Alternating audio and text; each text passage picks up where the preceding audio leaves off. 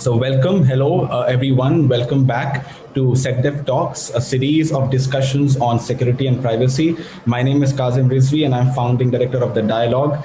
And I'm joined with my colleague, strategic advisor, Saika Datta, today to interview a very elite and exclusive club of panelists and experts who have worked with the government and also who have been researching and writing on encryption and cryptography. We are joined by Dr. Matthew Green, who is associate professor at the Johns Hopkins University.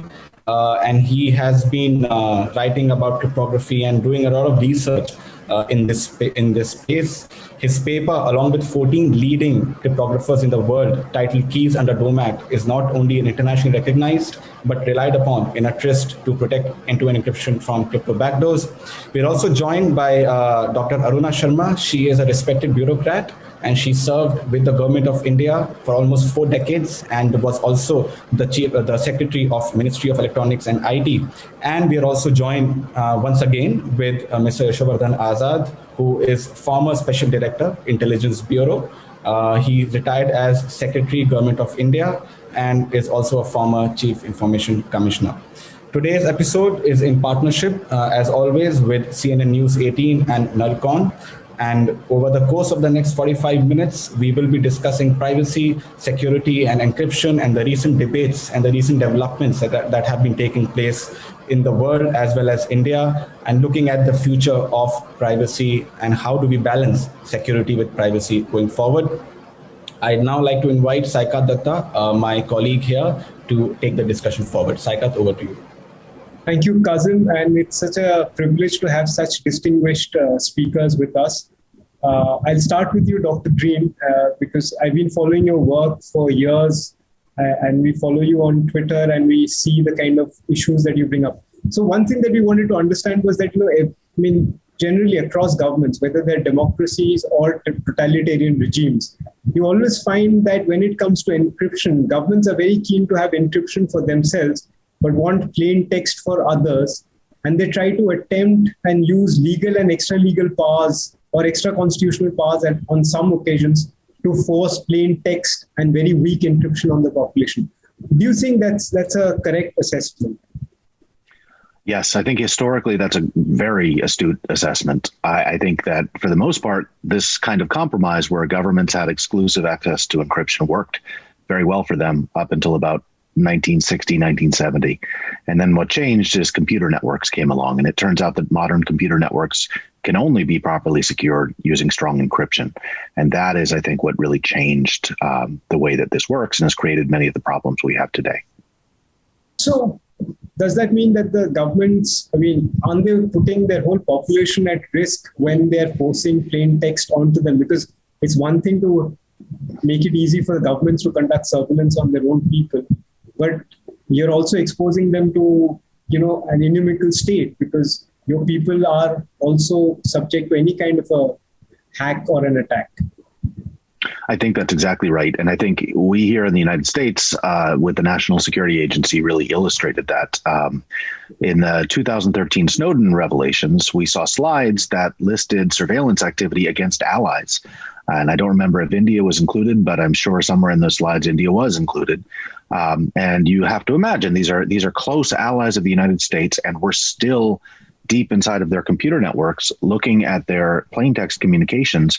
If we're doing that, imagine what everybody else is doing as well. So yes, it's this is something that plain text is exposing everyone to risk, and that's why we should avoid it. So how do nations regulate encryption then? For example, you look at China. China controls what encryption algorithms to use and only approve products and services, but it also bans E2E applications. So would it be fair to say that it just means that they've figured out how to break those applications it approves? Is that how they're regulating it? And is that true about other countries as well? So it's a good question. So China in particular is an unusual case because their approach has been largely to ban end-to-end encryption services and make sure that their service providers have access to all of the data. So if you go to a Chinese social media site, well, the data is in plain text there, so encryption doesn't do anything. The only major exception that I've seen in China, which actually is relevant because there was recently an article about this in the newspaper, is that Apple has somehow been able to negotiate some kind of arrangement in which they are able to maintain end-to-end encryption to a limited extent by hosting all of their key servers in China. And it's unclear if that's sustainable or if that will also become plain text at some point. But China is really the extreme. In the United States, we have this very tense argument about whether end-to-end encryption should be allowed. But for the most part, tech companies have adopted end-to-end encryption. And aside from a few major legal cases, it's held up. I know India has a very different debate that is kind of proceeding, but it's proceeding along the same lines. Most democratic governments are following basically the same approach, which is to say, yes, encryption is allowed, but we have major reservations, and we want to have a debate about this. And we're all at different points in that debate. And where do you see Russia in this? Because at some point they did try to ban Telegram, it didn't work. Then they're trying to ban Signal. But it seems to have a similar approach to the Chinese. So how do you see what's happening? And the Russians have always been great cryptographers. They've got a very strong mathematical training background, etc. So where do you see Russia in all this? So Russia has definitely started making some inroads on blocking outside non-Russian services, and they have their own social networks as well. So I think that most of the Russian efforts have been focused on social networks. So encryption isn't as relevant there. The idea is, can we prevent people from broadcasting content into our country? There have been attempts to do the same thing with Telegram, but Telegram's complicated because they're a combination of social network and private messenger. And so it's easy to get a little bit mixed up in terms of what Russia really cares about. But yes, I see internet censorship, blocking outside services from other countries, as becoming more and more sophisticated. Russia has been making huge progress in finding ways to slow down connections from Twitter. And I see, if you project that out 10, 15 years, I think that countries are slowly winning the battle at controlling their own internal networks against outsiders. Thank you, Saikat. I'd like to go to Dr. Sharma. Dr. Sharma, I hope you can hear us. Yes. Just sort of taking off from where Dr. Green left, we've been talking about governments, and we're talking about countries like China, Russia.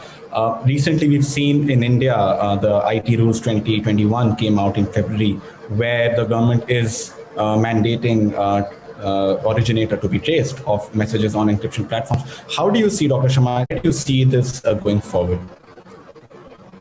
Yes, there has been a recent change in the rules, what has been named as IT Rules of 2021, which the Ministry of Information Technology and Information and Broadcasting, together they have worked out and modified this Information Tech Intermediary Guidelines and Digital Media Ethics Code, Rules 2021. And there are some concerns in the way these rules have got formulated, because it is now going to insist on ability, and what Mr. Matthew very rightly said, that when we have end-to-end encryption, then here this rule is going to have a need of traceability of originator. So the Rule 4.2 of this new rule is talking that tech companies, like you will have Facebook, Signal, WhatsApp, Instagram, Telegram, they will all be required to have the traceability of originator. The second area of concern is the intermediaries. What are the intermediaries have been defined there, like search engines, social media platforms, then service providers, network providers. They have no control on the content. So actually they are protected under what you call it as a safe harbor protection.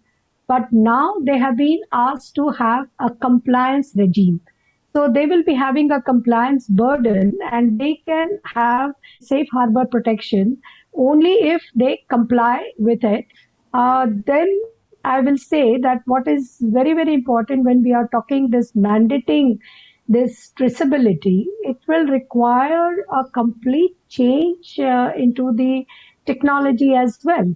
Because there is a third category, what we call it new social media intermediaries, so which have a base less than 50 lakhs or so. So there is a complete dichotomy of the coexistence of end-to-end encryption, and then you got the traceability principles. So in the sense, the technology will have to balance this, and of course, all in the name of sovereignty, in name of protection, there is always an access, but that is very rare cases where it enters. But here, if it becomes like a regular compliant regime, then there are issues of concern because it will require a lot of technical changes because of the dichotomy of this coexistence. Thank you, ma'am.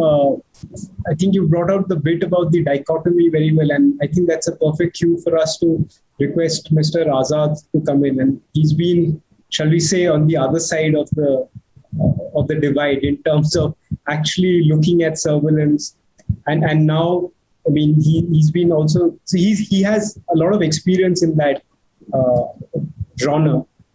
So my question to you is that, you've heard what Dr. Green said, and you've heard what Mrs. Sharma has said, that governments are always trying to make end-to-end encryption as weak or as ineffective as possible. And that's exactly what the new IT rules, which were promulgated a few months ago, also says. But you also see them that they're also deploying the same technology on platforms like the Arogya Setu, which was done for tracking your COVID patients, etc., or the Ministry of Defense, which has come out with its own encrypted communication platform. So why do you think we have this dichotomy where the government for themselves is constantly trying to build better encryption, but for citizens, they want to weaken it as far as possible? Well, all democracies face the same dilemma. On one hand, they have very important economic data, defense data, security data to protect. And therefore, you have the Reserve Bank of India, you have the SEBI, and you have the TRAI, which are mandating encryption.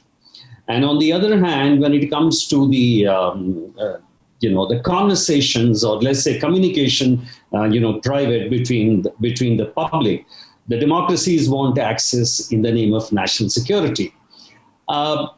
This is the biggest problem, which has been resolved in Europe to such an extent. You have the GDPR over there, where they're saying encryption is allowed. You can deal with the metadata. You can have more and more collaboration with the tech companies, so that you can get more and more information, which you can.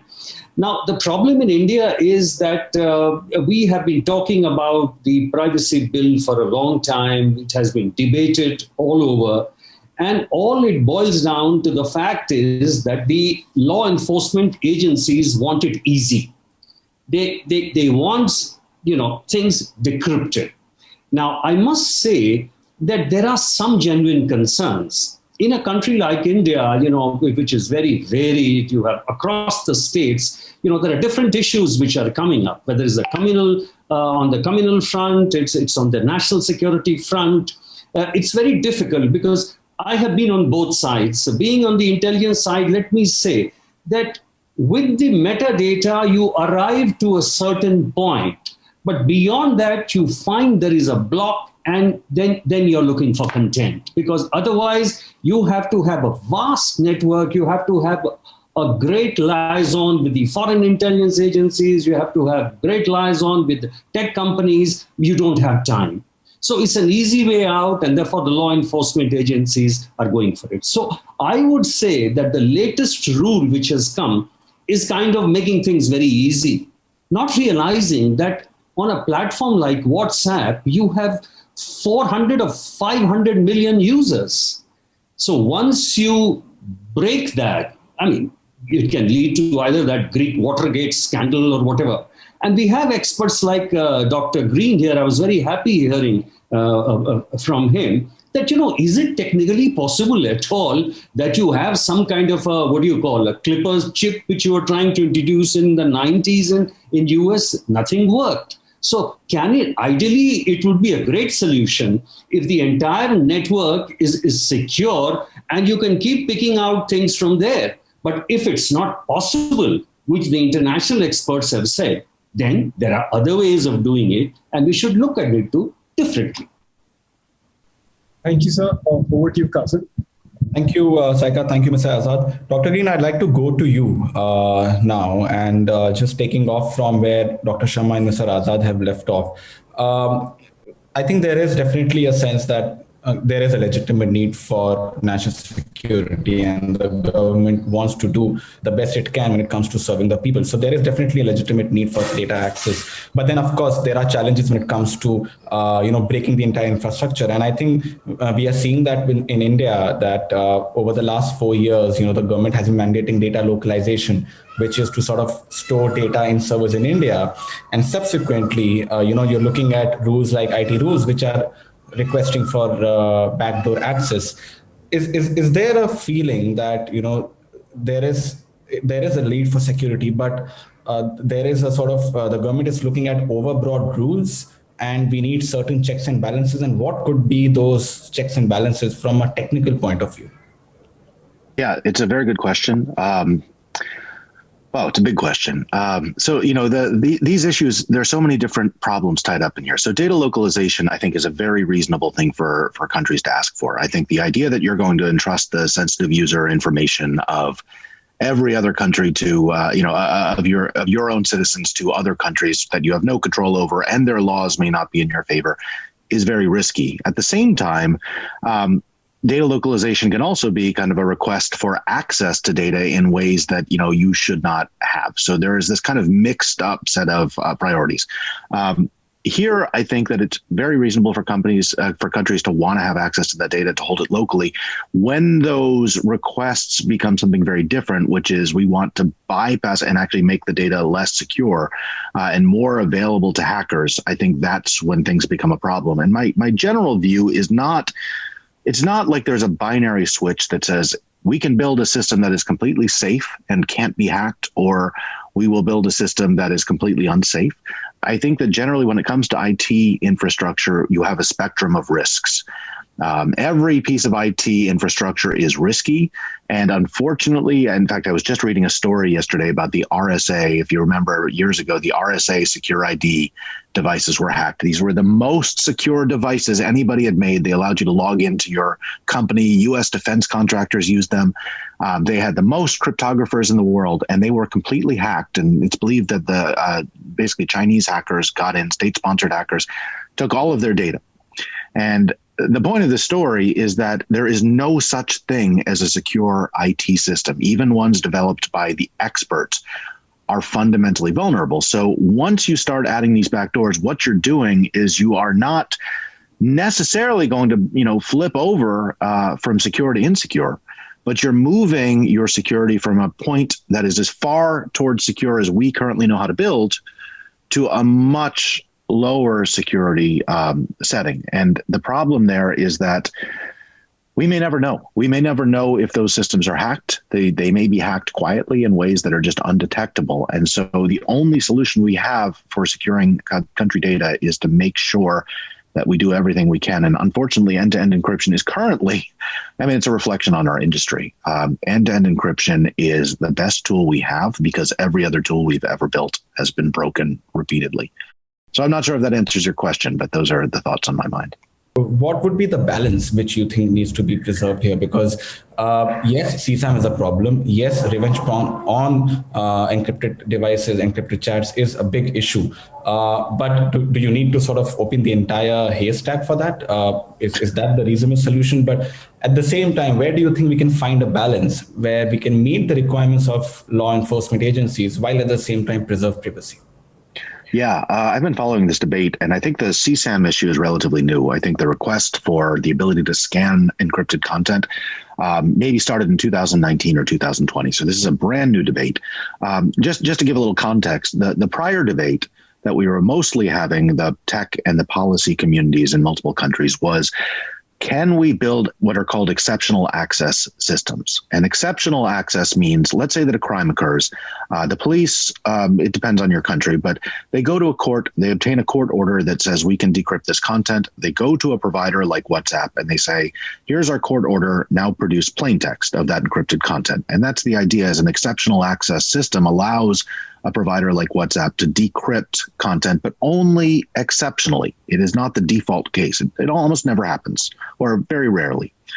The difference here is that content scanning systems work very differently. The idea is that every single message that gets sent through these systems, every single video or image file is now going to be scanned by a computer. And this actually happens today in many different systems, but not encrypted systems. They'll be scanned, and if they recognize known content that contains, for example, images of CSAM, which is child sexual abuse media, then these systems will flag and they will notify the provider, and potentially law enforcement can get involved. And what I've been trying to educate policymakers on is the difference between those two systems is night and day. It is like the difference between, having a plumber who occasionally comes to your house when the sink breaks, twice a year, and having a plumber who lives in your house and is fixing your sink every time you need to brush your teeth. It's a completely different system with a completely different level of access. To make a very, very long story short, I could go on for hours about this, but to make a very long story short, the difference between these two systems is we barely know how to build the exceptional occasional access system. These real-time scanning systems, they're essentially a form of mass surveillance, and making that compatible with privacy and encryption is even more of a request that we don't know how to solve yet. It is very much in the research stage. And so I don't know the answer to solving those problems, and I'm very fearful that governments will mandate those requirements before we even know how to build them safely. And that's essentially the focus of my work from a technical perspective. Dr. Sharma, I wanted to come to you here. I mean, we've heard what Dr. Green and what Mr. Azad's been talking about. One issue that we've had is that India's never had a very strong indigenous encryption capability. I mean, from a defense perspective, you have the systems analysis group. They try to do some kind of cryptography, etc. But we've never really built it where more people have access to better encryption for all their activities, whether it is just messaging or financial transactions, etc. So what do you think should India do from a policy level where we can encourage and build our own capabilities for better encryption in India? What you said is absolutely right, because, developing the end-to-end encryption, I think, is a non-negotiable, because what Mr. Green very rightly pointed out, just 2 days back, there has been a hacking. Now, hacking is happening to the system operations. So it is always a doubt whether they are state attacks instead of individual, some funny element doing the attacks in the name of cybersecurity. So the entire pipeline got affected and the system came to a standstill. We had a doubtful incident in the Bombay, in Maharashtra. So in the sense that it is very important to have a uniform body in the country which not only understands, learns, updates end-to-end encryption kind of methods, but also develop the capability to deduct and immediate reaction times. So there has to be an umbrella body. You can't have something in defense, something in police, something in information technology department, and something in the finance, because after all, when it starts affecting, it hits everywhere. So there has to be, like we do have a certain which is very able to detect immediately any cyber attacks that are happening, or somebody is messing up with your system. But then the reaction time is, again, there is no uniform body. Then again, you have a similar kind of an issue when we are working upon it. So let us have an umbrella of an IT Act. And what has been mentioned by Mr. Azad very clearly, that this data privacy policy is gathering dust for a very, very long time. We have an excellent European Union policy as a reference point, which has gone into these details. Thank you, Dr. Sharma, for that. Thank you, Saikat. I'd like to go to Mr. Azad, and we have a question for you, Mr. Azad, and we've been hearing from others as well. It is talking about the fact that there should be better privacy, and of course, looking at the GDPR and how that law regulates. That famous Puttaswamy judgment laid down very, very clearly, I think, the privacy concerns and how the privacy concerns should be addressed. Now, that is, mandated even on the security agencies. Now, the question is, whenever the security agencies are looking for, that kind of information, and they are saying that the metadata is not giving us that much what we want, they have to keep in mind that, and the government has to keep in mind that, as Dr. Green has already said, that this kind of exceptional access just doesn't work out. So if it is rendering your system vulnerable to the non-state actors or other countries or foreign intelligence, there is a no-go. There is definitely a kind of a solution, and that is that the law enforcement agencies have to develop their technical capability. And for developing that technical capability, you have to have more and more collaboration with the tech companies. After all, you have the tech companies within your country. They are also as loyal. They are also as capable, if not more, I would say.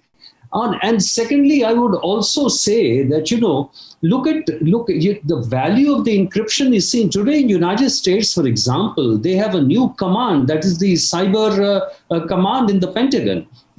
And because today the cyberspace is the fifth element, land, water, air, and then you have this cyber warfare, which is gaining accreditation everywhere. So in that respect, I would say that is how the law enforcement agencies would have to upgrade their capability. It's just not possible that if you have 100 million users of a particular platform, and for one information you're trying to do a breakthrough. It's just not done. The second part is that, of course, patrolling the internet space, mass surveillance is not really, giving you gains of the kind you want. It's like, looking for a needle in a whole haystack. So one has to be practical about things. There are solutions. And of course, you can't get 100% result, but you have to improve your surveillance methodology. You have to improve technology. You have to improve your database about individuals to catch these kind of things. I can't, give out more details, but there are certainly other ways. And, every maximization of any result is subject to some constraints. I mean, that is the equation, whether it's in management, whether it's for any particular country. So I think that is the practical way out. But as Aruna said, and I totally agree with her, developing the encryption capability within the country is very, very important. And that will be if government again collaborates with our private tech companies. I have a follow-up to you on this. As somebody who served in the IB for so many years, don't you think that laws or policies which impact privacy of individual citizens would also impact the larger national security concerns and the aspect of security of the country? Don't you think that's something which we also need to be a little careful of when we come up with overarching laws? Well, if you're talking about strengthening the surveillance laws or breaking encryptions, I agree with you. In fact, I would even go to the extent that today it is time to revise those surveillance rules which are prevailing right now. Even for ordinary communication, it is just not done that one set of officers who are of the same rank are supervised or the permission given for that surveillance by another set of officer who's of the same rank and a third set of officer who's just slightly above, the cabinet secretary, gives the approval for everything. In Bihar, there is a phraseology in which we say, ki chuda ka gawahi dahi. So which means, you're all one. The whole state department is one and one is giving permission to the other. No, that's not done. So is it time today that we should ask for judicial oversight? Maybe we should look into it. I mean, it's a very strong thing. And, today when the law and order situation, the capability of the of the law enforcement is going up more and more because of this technology, because of your, more outreach, because of your more facilities on ground. Should we have judicial oversight? Should we reduce the number of surveillance cases? So that's something very, very serious to deliberate upon, on which we rarely see any discussion anywhere. I think that's a very valid point, Mr. Azad. We definitely need surveillance laws. And I think the more targeted the surveillance is, the better it serves the purpose of the national security regime as well. So I think that really makes a lot of sense. Saikat, over to you. Thank you, Kazim. I have two last questions for Dr. Green. One, of course, is that we've been going through this debate constantly, that what do law enforcement agencies do? We've seen the United States has a long history of not only surveillance, but also a whole pushback on surveillance. And EFF has done a tremendous amount of work. They've pushed back against the NSA, right down to a point when matters went to the United States Supreme Court. President Obama, through presidential decree, gave companies like AT&T some sort of a safe harbor and didn't let the case go forward. So in a situation like that, where do you think when law enforcement agencies have legitimate needs for counterterrorism or for investigation, etc., how do you think should they work, and how do you think they should view end-to-end encryption only for that legitimate pieces of intelligence or investigation? I think it's a very hard problem. Obviously, the solution that's being proposed is that, we have a fairly strong court system, but even our court system has, by the way, just has shown some cracks. In fact, there were just recently 2 or 3 revelations that showed that journalists in the United States had their emails and their phone conversations monitored by the Trump administration recently. So just to be clear, that even when the courts are involved, surveillance and sort of illegitimate surveillance can happen. But to answer your question, the proposal that's been put forward is that we will rely on the court system to produce, essentially to perform oversight, and that providers will only be required to perform decryption when they're provided with an order from the court system. Those are what many of the proposals look like. There are 2 problems with this. One is that we do have a very active surveillance agency, which we know has has gone beyond its legal mandate before here in the country, not just against non-U.S. citizens, but also even against U.S. citizens. And so any system that admits surveillance under a court order is naturally just technically going to be capable of admitting surveillance without a court order. And in fact, this comes down to the fact that court orders and any sort of legal process is fundamentally not a cryptographic object. We can build technical systems that enforce technical guarantees, and we can build legal systems that enforce legal guarantees. But at the interface of those 2 kinds of system, you ultimately have a human being saying, you are authorized to decrypt this content, and another human being sitting down at the terminal and typing in commands to make that happen. And that interface all by itself is a source of vulnerability. If somebody can respond to a court order, then they can also respond to an individual from the NSA who says, please do this for us in the name of your country, and somebody who pays them $1 million in a secret bank account. So anyway, the point being that my response to this entire question is, of course, we should build many strong protections into our legal system to ensure that these kinds of surveillance are not abused. But even if we do all of those things, the technical systems will still be vulnerable. And so this is not purely a policy question. It is very much a technical question too. Thank you. And my last question for this discussion, we're seeing a very strange phenomenon in India. For example, even if people use end-to-end encryption, at some level, there is a decryption at the device level. So let's say I send you a message, and because it's getting decrypted, the law enforcement agency comes, picks up your device, and then accesses your message where it is decrypted. And then the courts then convict me because they feel some illegality has taken place.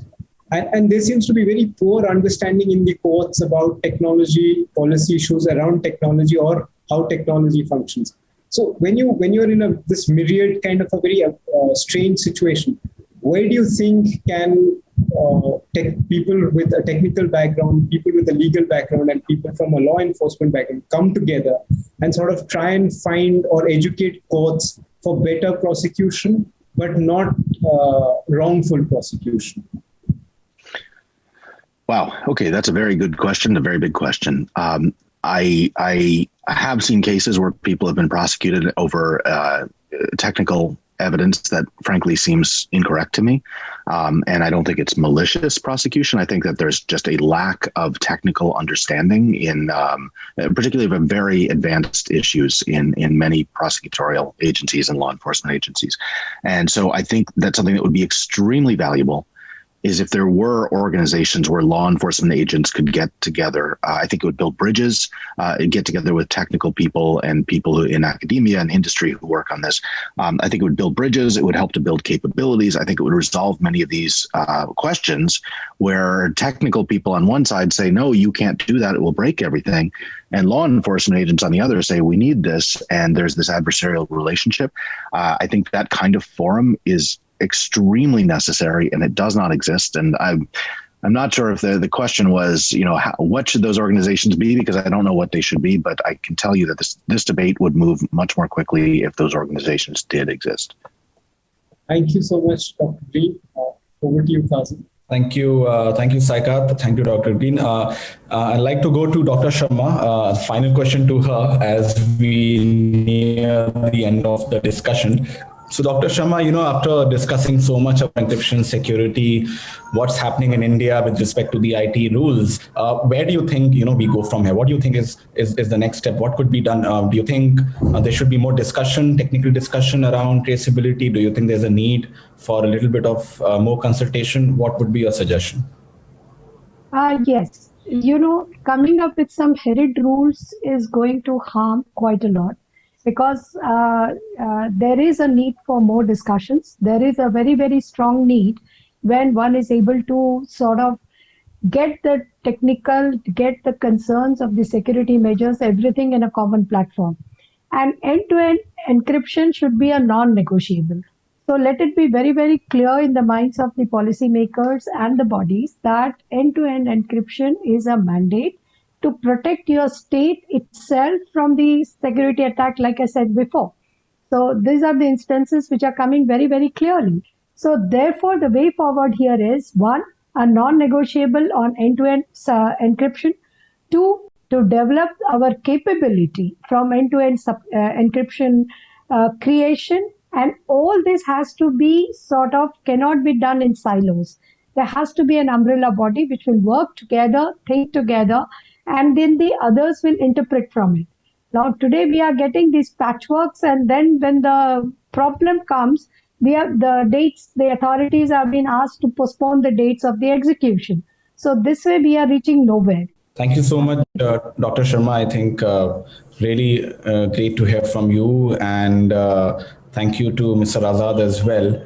For coming in today and discussing it with us. Thank you to Saikat. I have one last question for Dr. Green, and this is something which, also the work we are doing. We just want to sort of understand, Dr. Green, with you, the kind of metadata which WhatsApp collects. I think a lot of discussion has been going on around the fact that metadata can actually help being a balance between the state need for security. So it could sort of prevent breaking into encryption, but at the same time, there is certain requirements in terms of what kind of data is being collected. So if you can just sort of give an overview on that, because we've seen in many articles coming out the fact that, WhatsApp does share metadata with law enforcement, which is of course important as well. Right. So every encrypted messaging system and phone calling system like WhatsApp, even if it uses encryption for the content, it fundamentally reveals metadata, such as who is sending messages to whom, at what time the message was sent, sometimes even how big the message was, and whether there was a media attachment file. And that data can be recorded to varying degrees, and it can be revealed to law enforcement to varying degrees. I don't think WhatsApp pretends that they don't have access to that data, and they do share it when necessary. I've spoken in the US to a number of law enforcement officials who are very pleased that they're able to access metadata. They use metadata routinely in their investigations, but then they say, well, this only goes up to a certain point. Knowing that a certain group of people spoke can be very helpful, but we don't know what they said. And unfortunately, we can say there should be a compromise where only metadata is revealed and we don't need to reveal content. But at the end of the day, for some cases, legitimately, law enforcement officials are going to disagree with that. They're going to say, we need the content so that we can make a case in court or we can proceed further. And so I am very much in favor of using metadata as a way to sort of solve this problem. Unfortunately, I don't believe it's actually a solution. I mean, in practice, it may be a partial solution, but I think that the debate will continue even if metadata is made broadly available. Great. Thank you so much, Dr. Green, for that. And once again, I'd like to thank Mr. Azad, Dr. Sharma, and Dr. Green for coming in today, talking to us. Thank you, Saikat, for moderating it with me. And thank you to all of you for watching this discussion today. We will be back soon with many such discussions with experts and those who know how various aspects of technology work. So thank you so much for watching it today, and have a great day today, and take care and stay safe, everybody. Thank you.